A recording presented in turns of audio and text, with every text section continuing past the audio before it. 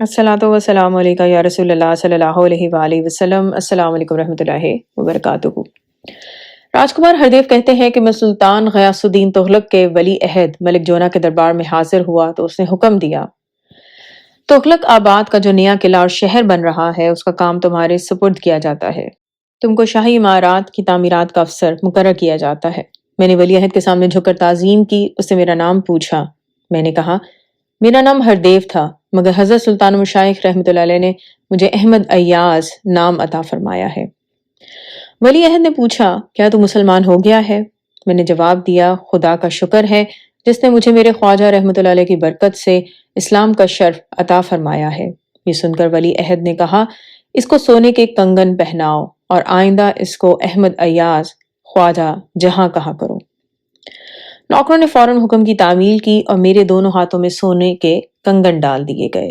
میں نے دیکھا حسن نام کا وہ ایرانی لڑکا جسے میرے حضرت رحمۃ اللہ علیہ نے روٹی کا ٹکڑا عطا فرمایا تھا، بہت عمدہ لباس پہنے ولی عہد کے پیچھے کھڑا ہے اور رومال سے مکھیاں اڑا رہا ہے۔ کچھ دیر کے بعد میں ولی عہد ملک جونا سے رخصت ہو کر باہر آیا۔ اس کے آدمیوں نے مجھے قلعہ اور تعمیرات کا کام سمجھایا۔ اب میں دن بھر مصروف رہتا، شام کو اپنے باپ کے پاس واپس آ جاتا اور کبھی کبھی حضرت رحمۃ اللہ علیہ کی مسجد میں بھی حاضری دیتا تھا۔ ایک روز میں حضرت رحمۃ اللہ علیہ کی مجلس میں حاضر تھا۔ آپ رحمۃ اللہ علیہ نے اپنے مقبول خلیفہ قاضی سید محی الدین کاشانی سے فرمایا تم اور سید کرمانی چبوترہ یارہ کے قریب ایک باولی بنانے کا انتظام کرو۔ قاضی صاحب نے تعظیم ادا کر کے عرض کیا احمد ایاز شاہی میر امارت بن گیا ہے، اگر اسے بھی اس کام میں شریک کر دیا جائے تو مناسب ہوگا۔ حضرت رحمۃ اللہ علیہ نے فرمایا احمد ایاز پر شہر اور قلعہ بنوانے کا بہت بڑا بوجھ ہے، تم ہر قسم کی عقل رکھتے ہو، اس لیے تم دونوں ہی یہ کام کرو۔ یہ سن کر میں کھڑا ہوا اور دست بستہ عرض کیا اگر اجازت ہو تو میں شام کے وقت جب نوکری سے واپس آؤں تو باولی کا کام دیکھ لیا کروں۔ ارشاد ہوا نہیں، جو آنکھ اور جو عقل دنیا نے خرید لی ہے وہ ہم درویشوں کا کام نہیں کر سکتی۔ یہ سن کر میں ڈرا کہ شاید حضرت رحمۃ اللہ علیہ میری شاہی نوکری قبول کرنے سے ناخوش ہیں، لہٰذا میں نے دوڑ کر حضرت رحمۃ اللہ علیہ کے قدموں میں سر رکھ دیا اور رو کر عرض کیا میں نے مختوم رحمۃ اللہ علیہ کی اجازت سے شاہی نوکری قبول کی ہے، اگر مختوم رحمۃ اللہ علیہ اس سے خوش نہیں ہے تو میں آج ہی نوکری چھوڑ دوں گا۔ آپ رحمۃ اللہ علیہ نے فرمایا نہیں، ہم تیری نوکری سے خوش ہیں، مگر حکم خدا یہی ہے کہ اب تو اہل دنیا کے کام کرے گا، مگر تیرا دل ہم سے جدا نہ ہوگا۔ اس کے بعد حضرت رحمۃ اللہ علیہ نے فرمایا قاضی صاحب تم نصیر الدین محمود کو بھی اپنے ساتھ شریک کر لو، رفیع الدین ہارون اور سید محمد کو بھی ساتھ لے لو، یہ 5 آدمی باولی کھدوانے اور بنوانے کا انتظام کریں۔ باولی کہتے ہیں ایک ایسے بڑے کنویں یا تالاب کو جس میں سیڑھیاں اور دریچے ہوتے ہیں اور یہ پکا ہوتا ہے۔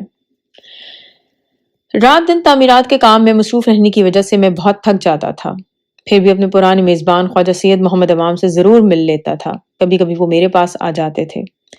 ایک رات انہوں نے مجھ سے کہا آج بنگال سے سلطان کا خط حضرت رحمۃ اللہ علیہ کے نام ایک قاصد لایا تھا، اس نے گستاخانہ انداز سے لکھا تھا کہ حضرت رحمۃ اللہ علیہ میری واپسی سے پہلے دہلی چھوڑ کر کہیں اور چلے جائیں، میں نہیں چاہتا کہ دہلی آنے کے بعد ایک ایسے شخص کو دیکھوں جو انسان ہے اور انسانوں سے اپنی تعظیم کراتا ہے، جو حنفی ہے اور امام ابو حنیفہ رحمۃ اللہ علیہ کے فقہ کے خلاف گانا سنتا ہے اور گانے بجانے یعنی قوالی کی مجلس سے کھلم کھلا کرتا ہے۔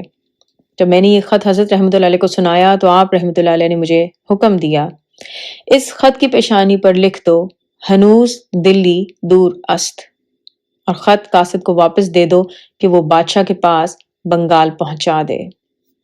اس فقرے کا جو مطلب ہے وہ یہ ہے کہ دہلی ابھی بہت دور ہے۔ یہ بات سن کر مجھے بڑا خوف ہوا اور میں دیر تک سوچتا رہا۔ خواجہ سید محمد نے مجھ سے پوچھا تم کیا سوچ رہے ہو؟ یہ تو بہت معمولی بات ہے، سب جانتے ہیں کہ بادشاہ حضرت رحمۃ اللہ علیہ کے خلاف ہے، چونکہ اس کو سلطنت قطب الدین خلجی سے ملی ہے اور وہ حضرت رحمۃ اللہ علیہ کے خلاف تھا، لہٰذا غیاث الدین تغلق بھی حضرت رحمۃ اللہ علیہ کی مخالفت کو اپنی مضبوطی کے لیے ضروری سمجھتا ہے۔